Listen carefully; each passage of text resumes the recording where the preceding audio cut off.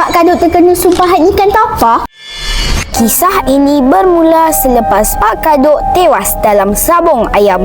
Kekalahan itu menghancurkan semangatnya. Takdir menemukan seekor ikan tapah yang amat besar. Pak Kadut membelah perutnya dan di dalamnya terselit seketul emas yang bersinar. Beliau menjahit semula perut ikan itu dengan benang batang pisang dan melafazkan sumpah keramat. Barang siapa yang melanggar sumpah akan mendapat penyakit gatal dan melecur. Sejak itu, keturunan Pak Kadut pantang memakan ikan tapah.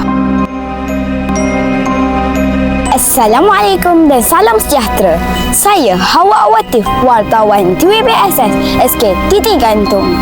Kini saya berada di hadapan rumah pewaris emas kancing ikan tapah. Emas ini disimpan di kediaman ini yang terletak di Kampung Tua Batu 16 Lambu Kanan, Perak. Mari terus bersama saya untuk mengetahui lebih lanjut berkenaan kisah menarik tentang sumpahan ikan tapah. Inilah rumah Allahyarham Haji Pandak Logam bin Pandak Demat. Beliau telah meninggal dunia pada tahun 1963 di usia 90 tahun.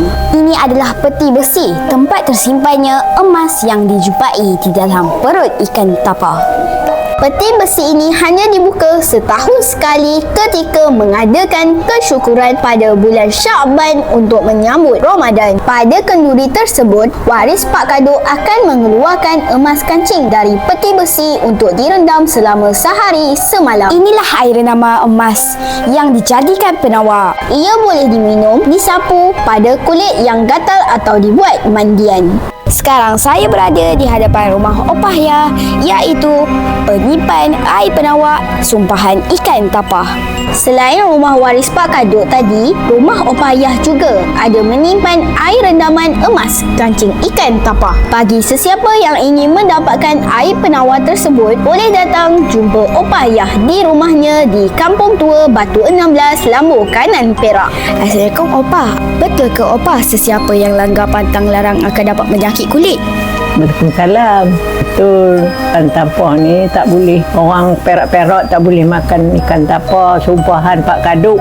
Sampai bilakah ikan tapah ini tidak boleh dimakan? Sampai akhir hayat lah. Kalau makan juga dia kena gatal halah-halah kulit. Kancing tu direndam. InsyaAllah sembuh. Ada berapa ketul emas yang dijumpai di dalam perut ikan tapah? Emas tu seketul aja dia jumpa dalam perut tu, warna kuning, tapi dia bawa kat kedai, dia tempah lah kosang. Paruh lagi tu dia jual, dia tebus lah kebun yang tergadai tadi balik. Jadi kaya lah dia. Di akhir tebu ramah, Opah Yah membaca syair berkaitan ikan tapah. Kisah Pak Kadut melafazkan sumpah keturunannya jangan makan ikan tapah. Siapa engkar menerima pada.